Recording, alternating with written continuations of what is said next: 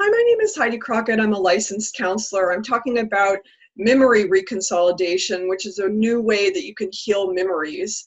I think it's important that you do this one time with a counselor. Once you learn the technique, you can do it on your own.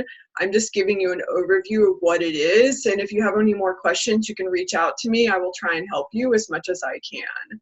So what happens in our brain is we get stuck in feedback loops.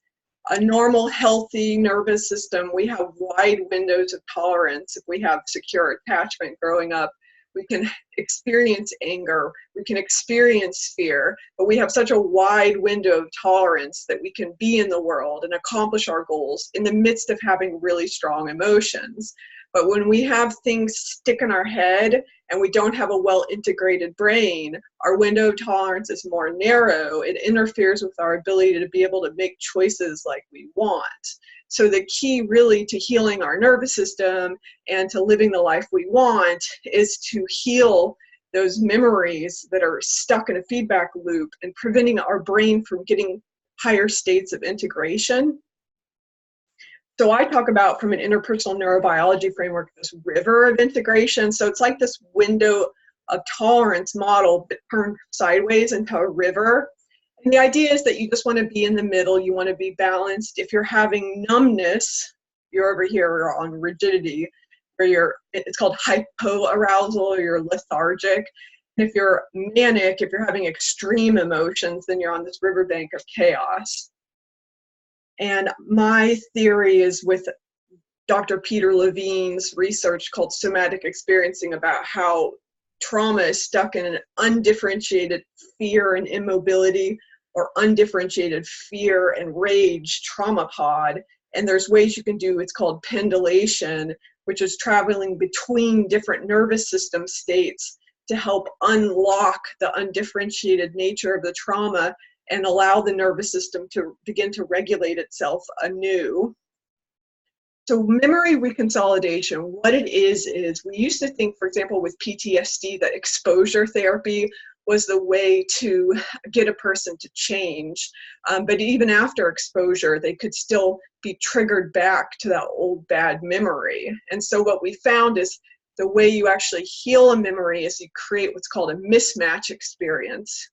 So what happens is you have to have the resources available to you when you go back in time to touch into that memory, to actually, it's called the mind sight. That's what I call it, where you have the insight and empathy, and you have the support of an attuned person listening to you, where you can widen your window of tolerance for the emotions in that memory, and all those things around you give you strength to go in there and just kind of, like a lens of a camera, you're just going to change the focus or the perspective, and you're going to see things with new eyes, and you can kind of pick out the things you want, and you're going to move the memory forward. So what happens with bad memories is that we oftentimes freeze it and close it at the worst moment in time. But if we're able to widen our window of tolerance in the right circumstance, we can actually we can use a magic wand and we can move the memory forward. We can talk with ourselves. There's lots of things we can do to heal the memory because we can think about thinking and we have higher brain function. So it's really exciting what the research is showing we can do. I do recommend that if you're going to try this, that you do it with someone who's competent, who knows what they're doing. You don't have to retell an entire memory. You can actually just, within 10 seconds of tapping into the feeling, you can do the healing. You don't actually even have to describe the content of what happened. It's more that you feel it. And then, they say if you can feel it, you can heal it. So a mismatch experience, or a new meaning experience, is when you kind of do some of the things I was just describing. And that's from Courtney Armstrong's book. If you have more questions, you can reach out to me.